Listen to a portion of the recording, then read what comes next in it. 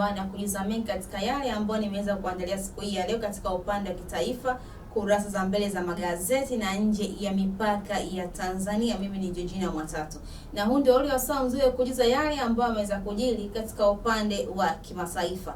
Kama ulikuwa ufahamu kuhusiana na mgogoro ambao upo, mvutano ambao upo kati ya Marekani pamoja na Irani, na kuweza kufikia katika mazungumzo ambayo tunategemea kuweza kufanyika mwishoni mwa wiki hii, pale ambapo viongozi wa Marekani lakini pia pamoja na viongozi wa Irani kwa pamoja kuweza kukutana na kuweza kuzungumzia huu mvutano ambao upo kati ya haya mataifa mawili. Na mpaka sasa hatujaweza kufahamu mazungumzo haya yatafanyika katika taifa lipi. Yatafanyika Marekani au yatafanyika Irani? Ngoja tuweze kuangalia nini ambacho kitakachoweza kufuata. Lakini pia unaambiwa katika mgogoro huu wa kivita ambao unaendelea, na sababu tunafahamu yale maandamano kwanza ambayo yalianza kutokea tarehe 28 mwezi wa 12 mwaka jana 2025, ambapo yalienda mpaka mwezi wa kwanza mwanzoni, ile wiki ya mwanzo kabisa katika taifa la Iran. Na maandamano hayo yaliweza kusababishwa na changamoto ya kiuchumi katika taifa la Irani, bidhaa kuweza kupanda bei. Lakini hata hivyo wananchi waliweza kuandamana wakisema hawaridhishwi na mwenendo wa kisiasa katika taifa la Irani. Lakini baada ya maandamano hayo kuweza kutokea, tukaweza kuona baadhi ya mataifa yakiweza kuingilia kati, ikiwemo ni pamoja na taifa la Marekani. Iliweza kuingilia ikisema inataka ipeleke msaada zaidi katika upande wa Irani, hususan kwa wale ambao wameweza kufanya maandamano katika taifa hilo. Na hata hivyo baada ya Marekani kuweza kuzungumza kitu kama hiko, tukaweza kuona upande wa Irani wakisema kwamba hawatakubali kuweza kuona baadhi ya mataifa yakiweza kuingilia katika taifa la Irani yote ambayo yanayoendelea kutokea. Na hii ilikuja ni baada ya taifa la Irani kusema kwamba wale ambao waliweza kukamatwa wakihusishwa na maandamano, basi adhabu yao ni kifo katika taifa hilo. Tukiweza kuona baadhi ya mataifa, hususan mataifa ya magharibi, ikipinga kwa vikali zaidi kusema kwamba adhabu hiyo haiwafai.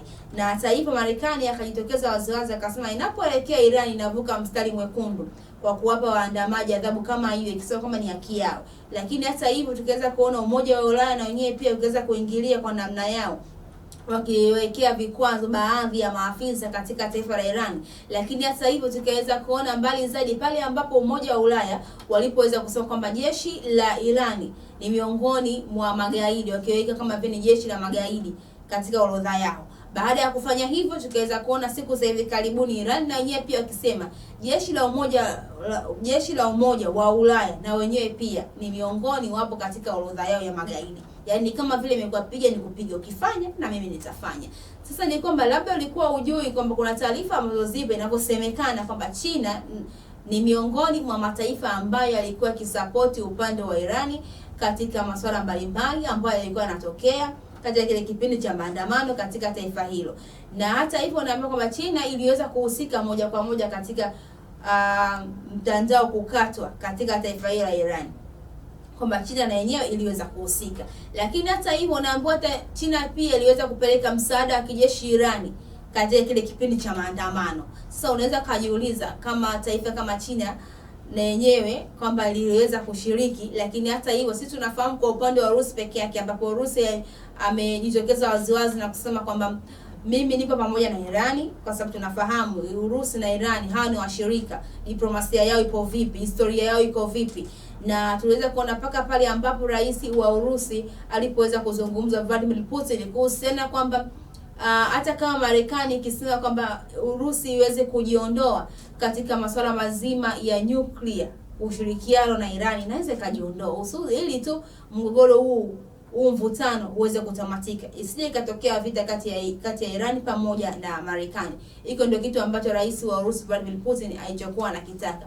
Lakini vipi kuhusiana na China kuweza kuhusishwa moja kwa moja kushirikiana na Irani katika kipindi hiki, katika kipindi kile cha maandamano, lakini hata pia katika mgogoro huu ambao upo kati ya Marekani lakini pamoja na Irani?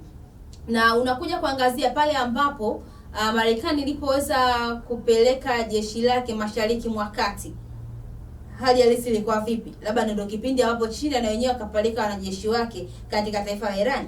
Lakini hapo unaweza kujiuliza kuhusiana na kuna muunganiko ambao upo mwezi huu wa pili, tunaambiwa kwamba China, Urusi pamoja na Iran wataweza kushirikiana kuhusiana hususani na wanajeshi wa majini. katika upande huo kwamba wataweza kushirikiana. Hii inakuja labda kwa upande wa Marekani ilivyoamua kuweza kupeleka meli yake ya kijeshi karibu kabisa na Iran. Labda ndio maana tunaweza kuona sasa China, Iran pamoja na Urusi wakiweza kuungana. Lakini pia unaweza kujiuliza ni kwa nini China imeamua kushirikiana na Iran katika mgogoro huu ambao upo, katika mvutano huu ambao upo. China anafaidika na nini katika mgogoro huu ambao upo kati ya Marekani pamoja na Iran? Ukiachana tu na diplomasia ambayo ipo kati ya China na Iran, je, katika mgogoro huu anafaidika na nini? Unaweza kujiuliza. Na unakuja kuangazia kuhusiana na diplomasia ambayo ipo kati ya Marekani pamoja na China ambayo haijakaa vizuri, hususan katika masuala mazima ya kiuchumi.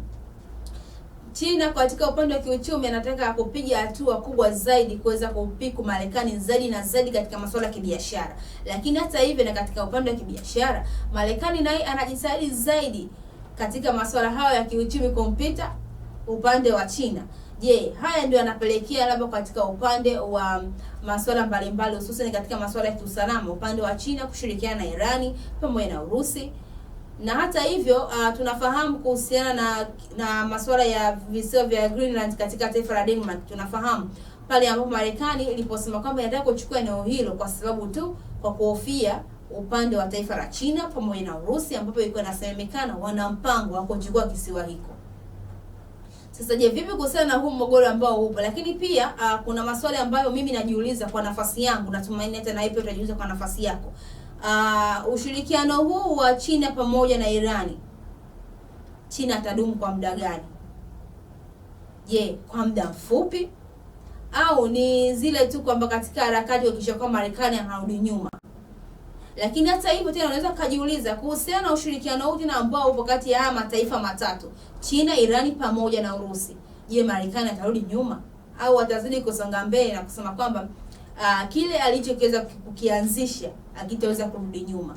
Tukumbuke ni kwamba kupeleka wanajeshi upande wa Mashariki ya Kati ni kuweza kujitengenezea zaidi pale ambapo labda taifa la Irani ikiweza kwenda kinyume na Marekani, chochote kinaweza kikatokea. Lakini hata hivyo kuhusiana na mkataba wa nyuklia ambao upo mezani, ambao bado Iran hajaweza kudhibitisha rasmi kwamba kutakuwa na mazungumzo yoyote na Marekani kuhusiana na mkataba wa nyuklia, hilo bado hajaweza kuliweka wazi. Lakini kwa upande wa Marekani ni kama vile katika masuala ya upande wa mkataba wa nyuklia ana matumaini zaidi kwa Iran kwamba ataweza kukubali. Lakini kwa upande wa Iran yeye bado hajaweka rasmi kwamba mimi ninakubaliana na Marekani katika masuala ya mkataba wa nyuklia. Na unakuja kuangazia kuhusiana na masuala mazima kati ya Marekani pamoja na Iran katika mvutano wa mgogoro huu. Lakini hata hivyo na taarifa ambazo zinatoka hivi karibuni ikisema kwamba wana mazungumzo, wanaweza kukaa chini na kuweza kuzungumza. Watazungumza kuhusiana na nini? Watazungumza kuhusiana na wanajeshi ambao wapo Mashariki ya Kati, watazungumza kuhusiana na mkataba wa nyuklia, au watazungumza kuhusiana na diplomasia ambayo ipo hapa katikati kati ya China, Irani pamoja na Urusi. Mtazamaji, natamatisha hivyo Morning Victory siku hii ya leo. Natumaini nitakuwa nimekujuza mengi katika yale ambayo nimeweza kukuandalia katika upande wa kitaifa, kurasa za mbele za magazeti na nje ya mipaka ya Tanzania. Mimi ni Georgina Watatu, endelea kutazama Rabi TV, kisima cha maarifa.